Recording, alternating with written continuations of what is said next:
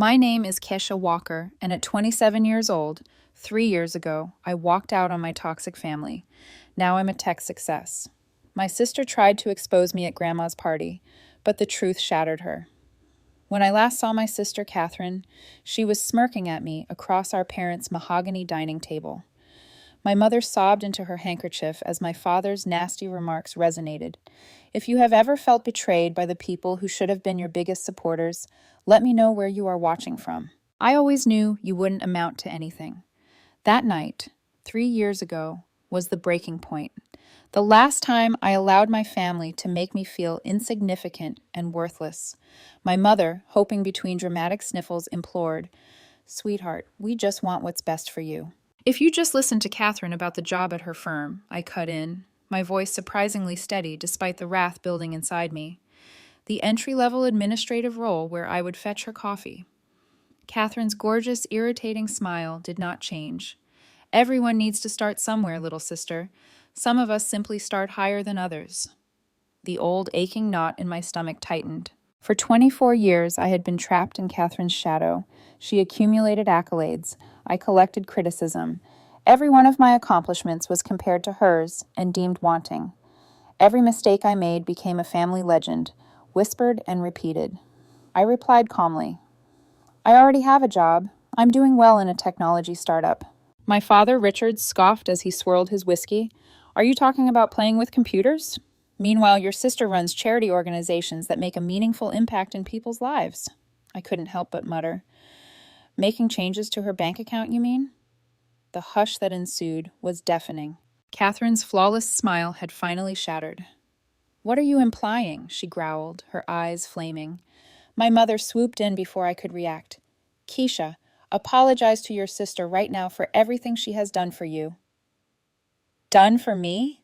I truly laughed. It sounded strange, even to my ears. What exactly did she do? I challenged myself, but only to ensure that I never forgot my station. That was it. My father slammed his glass down, sending echoes through the room. "That is enough. You've always been jealous of Catherine's accomplishments. If you worked half as much as you do now, you'd be whining." "I work 50 hours every week," I screamed, standing up abruptly. "I'm in charge of development on a huge project." "But you have never asked about it, have you?" "Sit down," my mother said, her voice stern. "We aren't completed."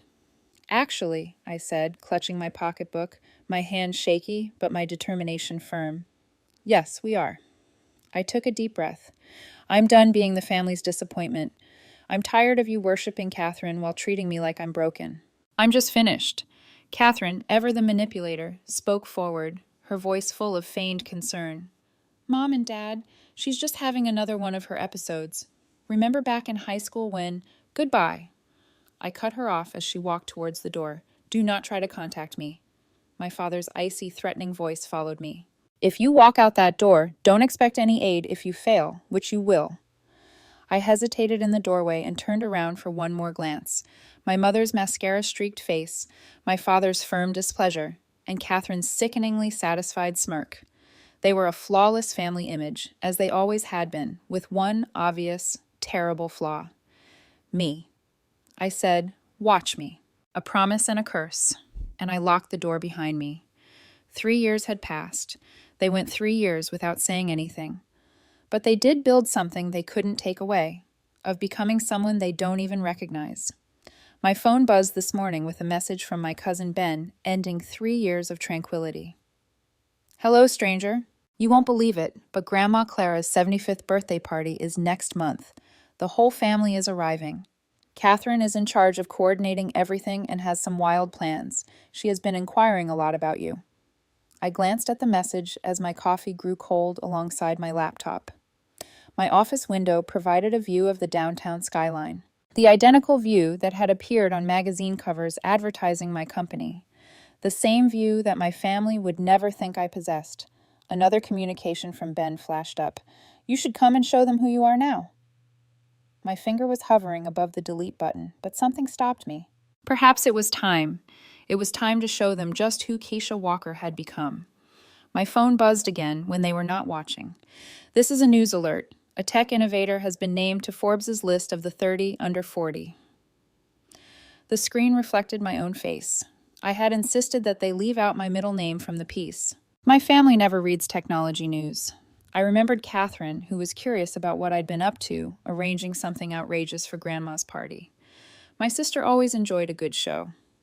Well, I said to myself, a gradual smile creeping across my face, let us offer her one. I typed a brief response to Ben. Tell me more about the celebration. Someone's been looking through your social media, he continued, settling into the chair across from my desk. And I am not referring to the regular tech journalists. I minimized the quarterly reports on my screen. Let me guess, I murmured, a familiar chill running up my spine. My sister. Daniel leaned forward and lowered his voice, despite the fact that we were alone in my office. But you have a chatty cousin who messaged you about the party. She informed me that Catherine has been showing everyone images of you outside some posh condo in Manhattan. Interesting, given that I've never mentioned anything about where you live. Exactly. Daniel had been my right hand since the early days when we were coding in a basement.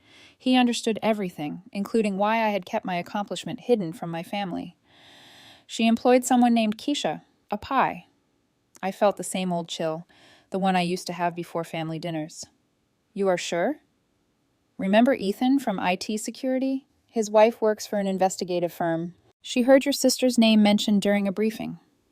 My phone vibrated. Another message from Ben. OMG, you have to hear what Catherine just said to everyone in the family group chat.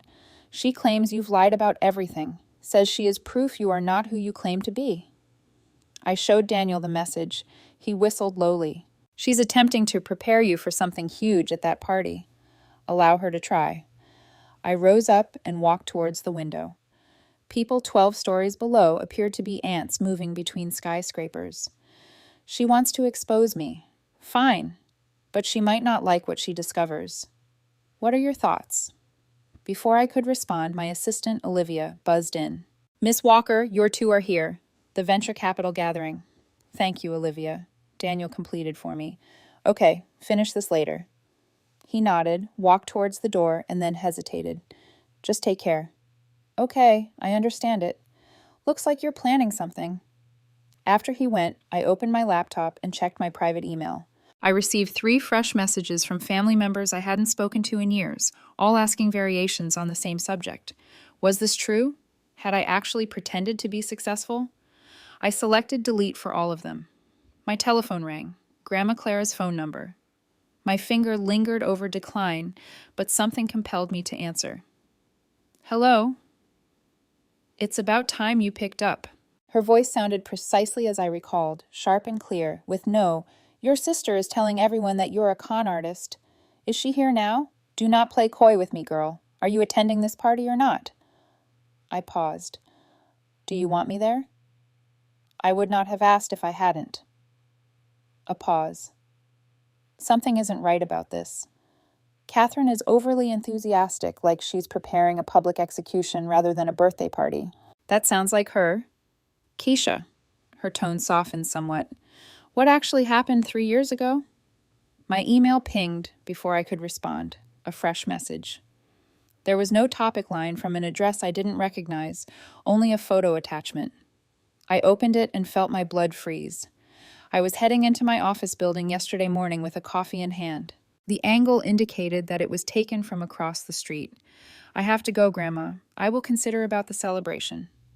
I hung up and enlarged the photograph.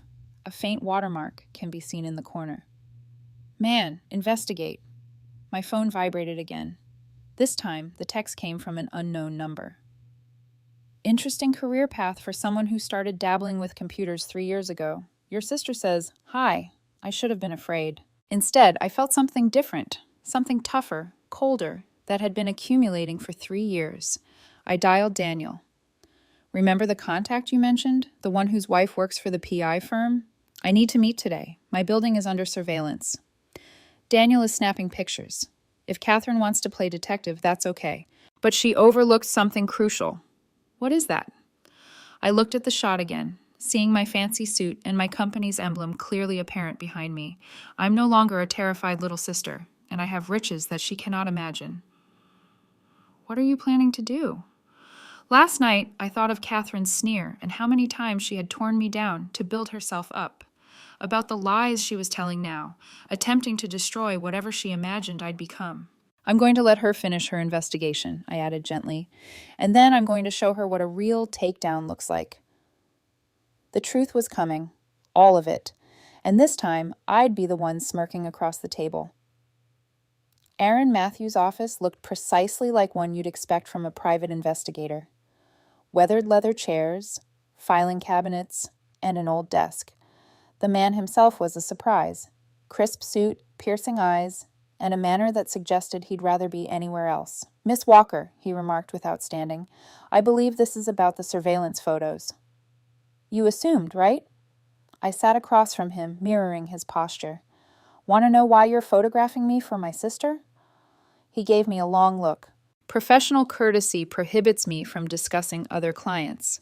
Professional courtesy did not prevent you from emailing me the photo." A faint smile appeared on his face. "That's sure." I did lean forward.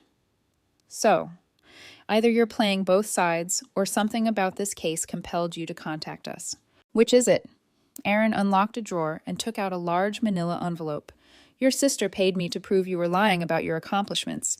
She was insistent that I unearth evidence of fraud, dishonesty, and possibly even criminal behavior." And he paused. "And instead I discovered this." He slid the envelope across the desk. "Take a peek." Inside, there were paperwork, photos, financial records, my company's valuation reports, pictures of my penthouse, my vacation property in the Berkers, press clippings about my tech inventions, and all I'd worked for, all in black and white. Aaron commented quietly, "That's an impressive portfolio. Self-made, clean, and legal. The opposite of what your sister was looking for." "So why show me?" "Because when examining you, I discovered something else. Something that shouldn't be there." He took another, thinner envelope from his desk. "This was incorrectly filed in your sister's background records. I don't think she realizes I have it." My hand shook slightly when I opened it. There was only one page inside. A bank statement from Catherine's humanitarian organization. Red flags appeared instantly. Irregular transfers, inconsistent quantities, and monies flowing to personal accounts. "Is this what I believe it is?" Aaron nodded. "Your sister has been embezzling from her own charity. Start with little sums and work your way up to larger ones. The probe regarding her activities began 2 months ago. She does not know, not yet, but she will." He leaned back. "Here's the thing, Miss Walker. I do not like being used. Your sister has paid me to destroy you. They told me lies about who you were. Instead, I discovered someone who created something real." My phone vibrated. Another message from Ben. "Catherine is telling everyone she will expose you at Grandma's celebration. She claims she is proof you are living a lie." I showed Aaron the message. He actually laughed. "She plans to submit my report during the party," he stated. "He believes it will disgrace you, make it clear to everyone that you are a phony. Instead, she will give proof of your legitimate achievement to your entire family." He motioned to the envelopes. "Take both of them. Consider this an apology for the surveillance." I stood and gathered the documents. "Why are you truly assisting me?" "Let's just say I have a sister too." He smiled grimly. "And sometimes karma requires a little shove." I called Daniel from outside of his office. "So," he asked. "It's better than we expected. Catherine isn't only attempting to expose me, she is going to accidentally reveal herself." "What do you mean?" "She has been stealing from her charity, Daniel, and she is about to deliver me evidence of both my accomplishments and her crimes in front of our entire family." A low whistle. "That is poetic justice." I laughed, recalling all of those family dinners, smirks, and sharp remarks. "What is the best part? She's paying for her own demise. Can you identify where she acquired the money to hire Aaron Matthews?" "Don't inform me about the family trust account, the one she always felt I wasn't responsible enough to use." My phone vibrated again. I received an email from my mother. "Keisha, please do not come to the party. Avoid exacerbating the situation." I removed it without replying. 3 years ago, I left their table feeling broken. This time, I'd walk in knowing exactly who I was, and more crucially, who Catherine was. "Daniel," I asked, climbing into my car. "Remember how you said I was planning something?" "Yeah, I'm not anymore. I'm not—" I looked at the envelopes on my passenger seat. I'm just going to let Catherine's plan play out exactly as she intended. Sometimes the best revenge is letting people destroy themselves. The party was just a week away.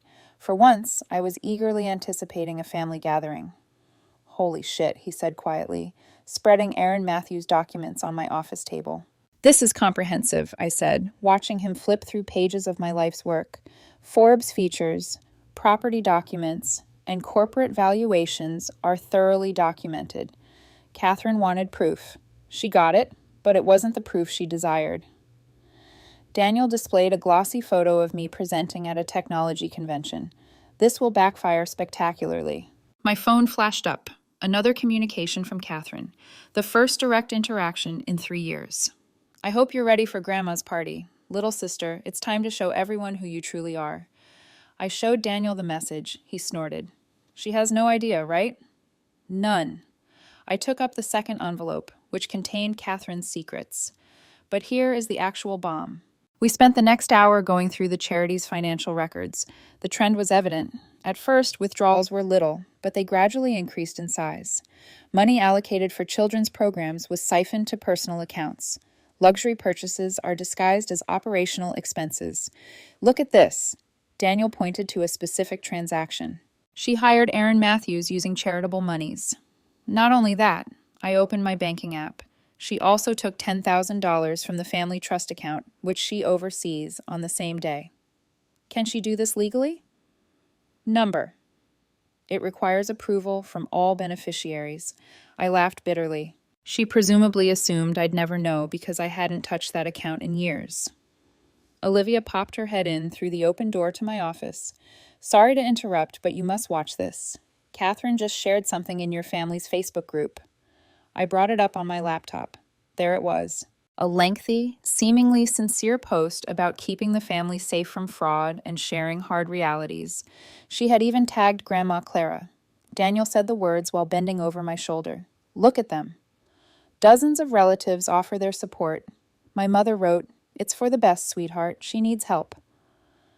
My father added, "Some people can't handle the truth." Only one comment jumped out. Grandma Clara is cautious about the truths you seek, child. You might not like what you discover. Grandma knows something, Daniel remarked. Grandma always knows something. I shut the laptop. That is why Catherine is performing this at her birthday celebration. She believes Grandma's approval will justify her attack. My phone vibrated again. Aaron Matthews this time. Your sister simply demanded the final report. She says she needs it for a family presentation. I thought you should know, I typed back. Let her have it. Daniel lifted his eyebrow. Are you really going to let her do this? Watch, I replied, bringing up the trust account information on my screen. Catherine was really bent on exposing me. She's becoming sloppy. Look at these transfers. She's been stealing for months, assuming no one will notice. But you did. Number. I smiled. Grandma did. 3 weeks ago, she asked for an audit of all family funds. That prompted the probe into Catherine's charity. So when Catherine presented Aaron Matthews' report, she was giving evidence of my achievement to a grandma who was already aware of her dishonesty. I leaned back. Sometimes the finest vengeance is simply sitting back and watching. Olivia appeared again. Miss Walker, the board meeting starts in 7 minutes. Thank you, Olivia. I stood, smoothing my jacket. Daniel, could you please finish reviewing these? I'd like to know every aspect before the celebration. Yes, but... He hesitated. Do you really intend to expose her in front of everyone? I recalled all the times Catherine had humiliated me during family gatherings. All the smirks, the subtle insults, the way she presented herself as the successful sister while portraying me as the failure. No, I said finally. I am going to let her expose herself. My phone flashed up one last time. I received a message from Grandma Clara today with my party invitation. It says you're coming. It's about time, girl. Bring that backbone. I know you've grown. I grinned and typed. Don't worry, Grandma. I am not the same person who left 3 years ago. Good, she said quickly, because neither is your sister, and only one of you will like how this party finishes. Looking at the records on my table, which proved both my rise and Catherine's fall, I knew which of us it would be. I contacted Daniel as I was heading to my meeting. Make sure that records are kept safe. The party is in 7 days, and Catherine isn't the only one who knows how to deliver a presentation. Sometimes karma needs a little assistance, and other times it simply requires an audience. The notes began to arrive a week before Grandma's party. First, there were my mother's daily guilt trips. Please rethink coming. You will simply embarrass yourself. Why don't you just let Catherine help you? We're only trying to keep you safe from yourself. Delete, delete, delete. I was in the middle of a board meeting when Ben called 3 times. You need to hear this, she added as I finally walked out to respond. I just overheard Catherine on the phone with Erin Matthews. She intends to conduct this presentation shortly after Grandma's cake. Says she'll safeguard the family from your falsehoods or something. Did she mention what the lies were? No, but Ben lowered her voice. She's acting strangely, Keisha. Appears to be manic. She keeps checking her financial accounts on her phone. She tried to access the trust fund again yesterday, but Grandma had locked it down for routine auditing. I smiled. How did Catherine take that? She hurled the phone across the room. Perfect. The pressure was getting on her. Thank you, Ben. Keep me posted. Back in my office, Daniel was waiting for additional information. Your sister just attempted to enter the building. Security stopped her. I moved to the window, 12 floors below. I could just see Catherine's distinctive red coat as she stormed to her car. What did she want to talk about with the CEO? Daniel grinned. I guess she doesn't recognize you. My phone vibrated. A text from Erin Matthews. Your sister is getting desperate. She asked me to explore deeper, find something more destructive. I informed her that the report was definitive. I was ready to respond when another call arrived. Grandma Clara, I replied. Are you busy? She asked. Never too busy for you, Grandma. That's good, because I'm outside your building. I froze. What? I saw your sister making a scene down here. I figured it was time to talk. A pause. What a nice office you have. Corner suite, I'd say. 7 minutes later, Grandma Clara sat across from me, looking precisely as I remembered, elegant, sharp-eyed, and unmoved by the vista that had most people gasping. So, she explained, setting down her tea, this is what you have been hiding. I was not hiding. Save it. She waved her hand. I've known about your success for several months. What I want to know is why you allowed people to think otherwise. I met her gaze. If I had told them, would they have believed me? No, she admitted. They'd have concluded you were lying, just as Catherine does today. She grinned faintly despite having seen the proof. Do you know about Erin Matthews' report? I know a lot of things. She brought out her phone and handed me an email with an audit report on your sister's charity. Interesting, Red. Don't worry, Grandma. I will not spoil her big presentation. She stood, adjusting her jacket. Please tell me one thing. Are you prepared for this? For Catherine's attack? Number. Her gaze remained fixed on the fallout. Because after this is done, nothing in this family will be the same. Before I could react, my phone flashed with a message from my father. Your mother is in tears over what you are putting Catherine through. I hope you are happy. I showed it to Grandmother. She read it and laughed. Actually laughed.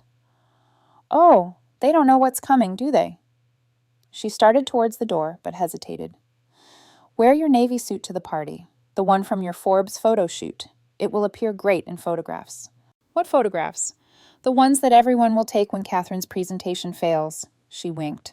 I may be reaching 80, but I still know how to put on a show. Daniel entered after she had departed. Was that indeed your grandmother? The one and only. She appeared scary. I was going to say prepared. My phone vibrated. One last time. Catherine, this is your last opportunity, little sister. Back out now, or I will ruin everything you've claimed to construct. I thought of the documents in my safe and Grandma's knowing smile. Approximately 3 years of silence and strength. You cannot ruin what is real, I typed back. Then I brought up the party invitation on my screen. There are 2 days to go. It took 2 days for Catherine to get up expecting to tear me down, only to show her own destruction. Daniel, I called out, Please clear my calendar for Monday. I have a birthday celebration to attend and a sister to witness self-destruction. When I came into the country club ballroom, the room fell silent. The conversation ended in the middle of a phrase. Champagne glasses froze halfway to the lips, and all eyes turned to see me enter. I noticed Catherine approaching the cake table, her expression changing from smug to surprised as she took in my look. The navy clothing had the exact effect that Grandma had expected: professional, powerful, and pricey. "Keisha," said my mother, her voice cracking, "what are you doing? How are you?" "Happy birthday, Grandma," I murmured, bypassing my mother and heading directly to Grandma Clara's seat of honor. I handed her a little rapt surprise. Grandma spoke up just on time and loud enough for everyone to hear. She tapped the unoccupied seat next to her. "Sit." Whispers arose throughout the room. This seat next to the birthday girl was meant to be Catherine's. "That's my space." Catherine hurriedly approached. "Tell her, Mom. Let her sit." Grandma cut in, her tone leaving no room for disagreement. "It is my birthday. I will seat anybody I want, where I want." I caught my father's eye from across the room. He looked away first. The following hour was a symphony of awkward small talk and probing queries. Relatives that I hadn't seen in years suddenly wanted to know everything about my life.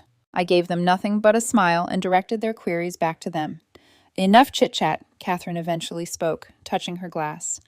"It is time for the unique presentation I have arranged." She took out a thick envelope containing Aaron Matthews' report and proceeded to the little podium placed up near Grandma's chair. "Before we begin," my mother interjected, "perhaps Keisha should step out." "No," Grandma answered firmly. Catherine cleared her throat. "Everyone stays. As you all know, family is everything to me. That's why it aches my heart to reveal what I'm going to reveal." She addressed me squarely. "Some people have deceived us, telling lies and appearing to be someone they are not." I sat back, relaxed, and let her speak. "I hired a private investigator," she said proudly, "to find out the truth about my sister's alleged success and what he discovered." "Show us," Grandma interjected. "Stop talking and show us what he's uncovered." Catherine stumbled slightly but recovered. "Of course, I will begin with these photographs." She took out the first one, me entering my office building with the corporate logo clearly visible behind me. "This is where my sister claims to work," she explained. "A technology company is valued at—" She stopped reading the paper for the first time. Her face turned pale. "Go ahead," Grandma encouraged. "What is the company's value?" This cannot be correct." Catherine shuffled through more paperwork. "What do these documents show?" I asked gently. "Property deeds, stock options, board member appointments, Forbes interviews," she whispered. The room was silent. "Read it," Grandma demanded. "Read what that investigator uncovered on Keisha." She's the CEO," Catherine murmured. "The company. It's hers. All of it." My mother choked, and my father's whiskey glass shattered on the floor. "Keep going," Grandma whispered. "There's more, isn't there?" But Catherine had reached the last pages, the ones about her charity, and her face turned pale to gray. "I think there's been a mistake," she stammered. "These papers got mixed up. Aaron Matthews is very thorough," Grandma noted. "He documents everything." I pulled out my own envelope, including these bank transfers from the family trust account, which you made without approval. "You had no right," Catherine shrieked. "Those records are private." "Like the charity's records?" I asked softly. The room erupted in confused questions, relatives demanding explanations, my mother crying again, but for a different reason.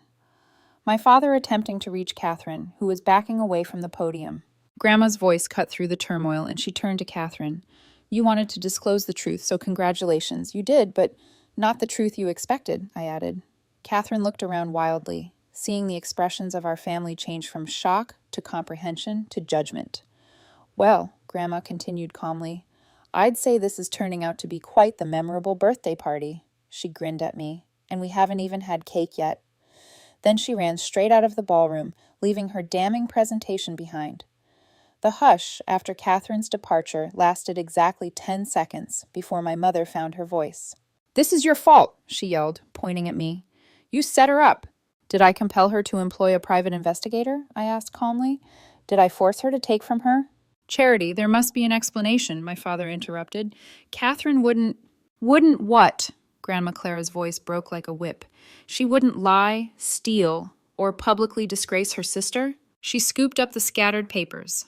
The proof is right here, Richard. Your ideal daughter is a hoax, and your other daughter, Ben, who you labeled a failure, turns out to be the true success story. More relatives chipped in, and the tide turned as the truth became clear. Aunt Linda inquiring about the missing charity funds intended for her daughter's medical treatment.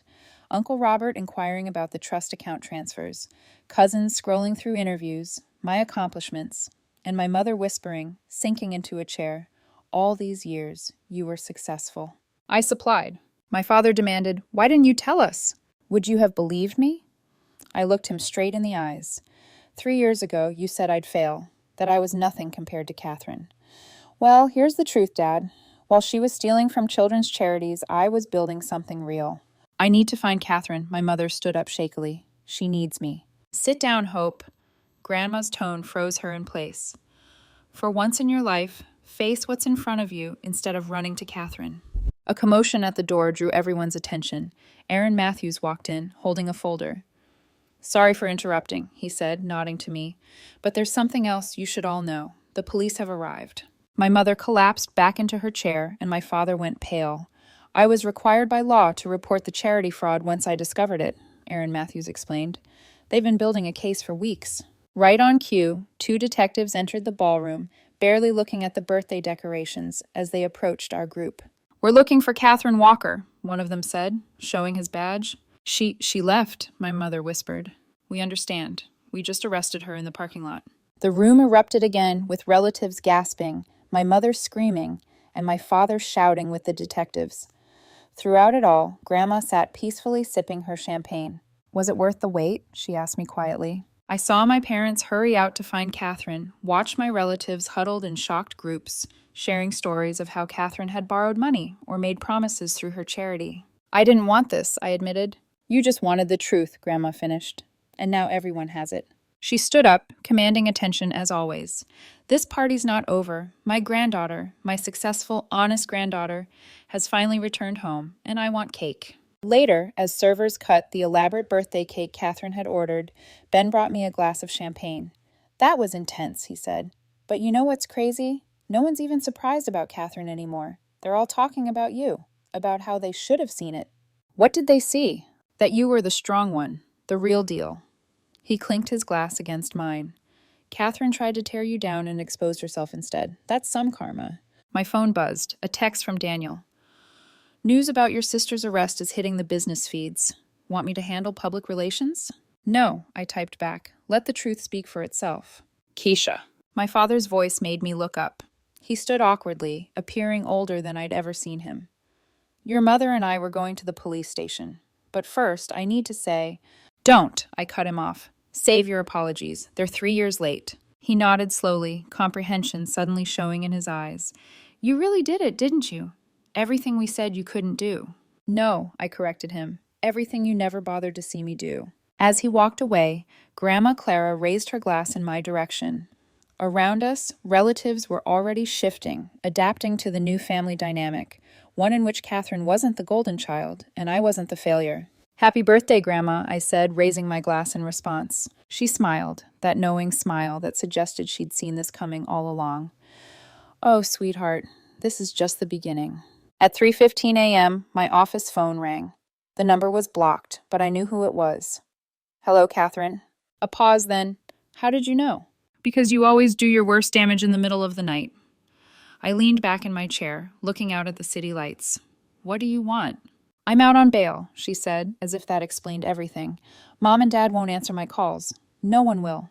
That's what happens when you steal from sick children. I didn't... She stopped. It wasn't supposed to be like this. You were supposed to be the failure and disappointment, not me. Sorry for ruining your narrative. Can't you help me? Her voice cracked. You have money now. You have influence. You could make this go away, like you tried to make me go away. Silence. That's what I thought. I stood up and walked to the window. Goodbye, Catherine. Wait, she was crying now. Please, you're my sister. No, I quietly said. I stopped being your sister the day you decided to destroy me instead of accept me. I hung up just as a knock came on my door.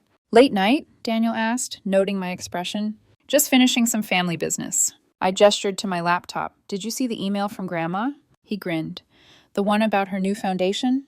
Pretty bold move, starting a children's charity to replace Catherine's. And bolder, she even asked me to be on the board. I showed him the draft of the press release. She wants to announce it next week. Speaking of announcements, he handed me a tablet with an email from my mother with the subject line, "Please read." I almost deleted it, but something compelled me to open it. Keisha, it read, your father and I are selling the house that we always said you weren't good enough to live up to. The one Catherine was supposed to inherit. We're donating the proceeds to Grandma's new foundation as restitution for what Catherine stole. We don't expect forgiveness. We don't deserve it. But you deserve to know that we finally see you. Not as we wanted you to be, but as you are. You won. Not because you proved us wrong, but because you proved yourself correct. Mom, are you okay? Daniel asked softly. Before I could respond, my assistant Olivia buzzed in. Miss Walker, your grandmother is here. Grandma Clara walked in, impeccable as always. Good, you're both here. We need to talk about the foundation launch. At 2:45 a.m., I asked. She smiled. The best time for fresh starts. She sat down and pulled out a folder. The DA called. Catherine took a plea deal. She's going away for a while. How long? Long enough to learn what it's like to lose everything. She met my eyes. Like you did once. I didn't lose everything, I corrected her. I left everything. Yes, there is. She opened the folder. Now, about this foundation. I'm thinking big. She looked up at me. Do you think you can handle that? I remembered Catherine's late-night call, my mother's email, and that meal 3 years ago when I left with nothing but my dignity. Actually, I said, pulling up a proposal on my laptop, I have some ideas. Daniel excused himself, leaving me with Grandma to plan something bigger than revenge. Redemption. Not for Catherine, not for my parents, but for all the kids who needed what Catherine's charity had promised but never delivered. My phone buzzed once more. A text from Ben. Family group chat is wild. Everyone is sharing your Forbes article, and even Uncle Robert admitted he was wrong about you. I showed it to Grandma, who laughed. No, dear, times don't change. People do. Some grow stronger, some show their weakness. You did the former, your sister did the latter, and your parents are learning. She patted my hand. But that's not your problem anymore. You've got bigger things to build. Looking at the foundation plan spread across my desk, I realized she was right. I didn't need revenge anymore, and I didn't even need their approval. I had something better, the truth. Not just about who I'd become, but about who I'd always been. Ready to change some lives? Grandma asked, pen poised over the foundation papers. I signed my name, not as Catherine's sister, not as my parents' disappointment, but as exactly who I was meant to be, and always have been.